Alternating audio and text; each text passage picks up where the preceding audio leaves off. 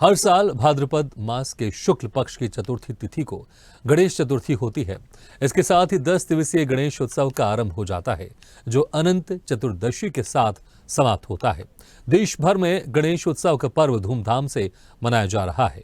महाराष्ट्र में इस पर्व का अलग ही महत्व है। भक्त भगवान गणेश की पूजा अर्चना में डूबे हुए हैं।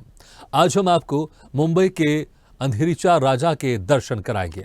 इसी पर देखिए ये खास रिपोर्ट।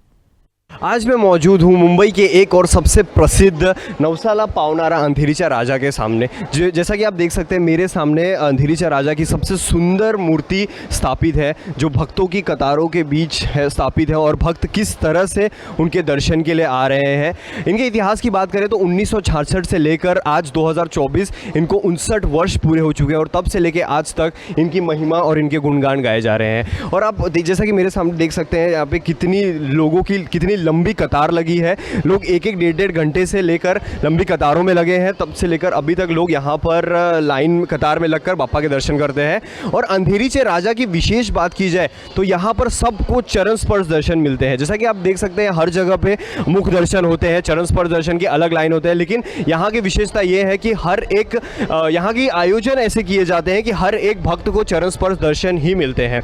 और यहाँ के थीम के डेकोरेशन की बात की जाए तो इस बार जैसलमेर के पटवा की हवेली से प्रेरित होकर इन्होंने डेकोरेशन किया है।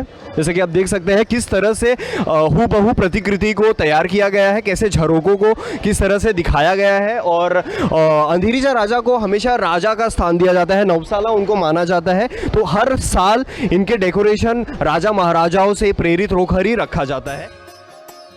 इन दिनों देश में गणपति बप्पा की जयकारों की गूंज है। हर कोई विघ्नहर्ता की पूजा पाठ कर रहा है। गणेश उत्सव को लेकर उत्साह और भक्ति का माहौल है। मुंबई के अंधेरी पश्चिम वीरा देसाई रोड पर अंधेरीचा राजा की स्थापना की गई, जिसको लेकर गणेश उत्सव को लेकर शाही आकर्षण है। आजाद नगर सार्वजनिक उत्सव समिति ने इसकी शुरुआत 1966 में की थी, जिसने 59 सालों तक अंधेरीचा राजा पंडाल का प्रेम पूर्वक संरक्षण किया। गणेश उत्सव में जादुई दिव्यता की आभा लाती रही है। जीवन के सभी क्षेत्रों से भक्त इस पवित्र स्थल पर आते हैं, जो भगवान गणेश के शक्तिशाली चरण स्पर्श दर्शन से आकर्षित होते हैं, जिनके बारे में माना जाता है कि वे अपने अनुयायियों को उनकी गहरी इच्छाओं को पूरा करके आशीर्वाद देते हैं। अपने जटिल डिजाइन और शाही आकर्षण के लिए मशहूर राजस्थान की जैसलमेर की राजसी पटवा की हवेली से प्रेरित पंडाल की सजावट मुंबई के सांस्कृतिक परिदृश्य को शाही स्पर्श से भर देती है। पंडाल में हवेली के झरोखों, नक्काशी और पारंपरिक तत्वों की विस्तृत प्रतिक्रिया एक अद्भुत अनुभव पैदा करती है, जो भारत की समृद्ध विरासत को प्रदर्शित करती है। यहाँ पर हर भक्त को सिर्फ चरण स्पर्श दर्शन की प्राथमिकता दी जाती है।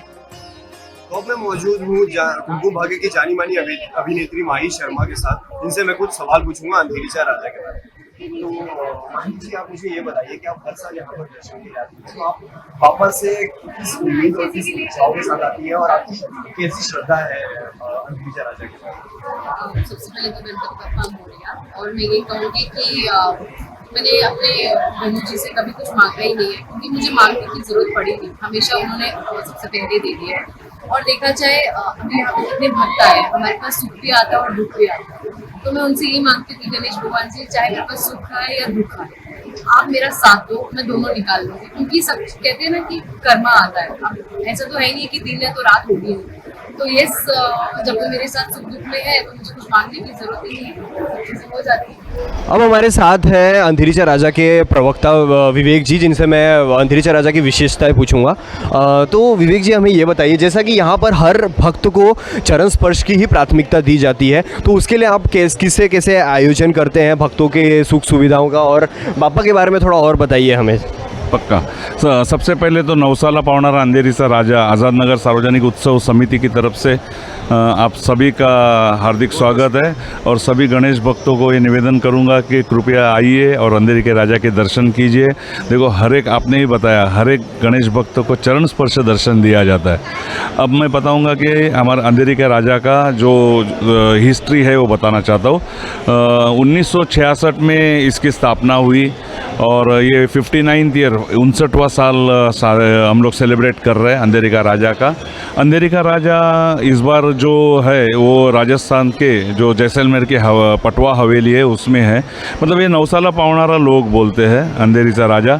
इसके लिए उसकी जो स्थापना रहती है वो मंदिर में या फिर हवेली में या महल में ही रखते हैं हम ज़्यादातर, क्योंकि लोगों को ऐसा यहाँ पे माहौल भी वैसे ही मिल जाता है। ये नवसाला क्योंकि लोग आते हैं डेकोरेशन देखने नहीं आते, अंधेरी के राजा के दर्शन के लिए आते हैं, भावुक होके आते हैं। कोई नवस बोलते हैं, किसी का नवस पूरा हो जाता है तो नवस पूरा करने आते हैं।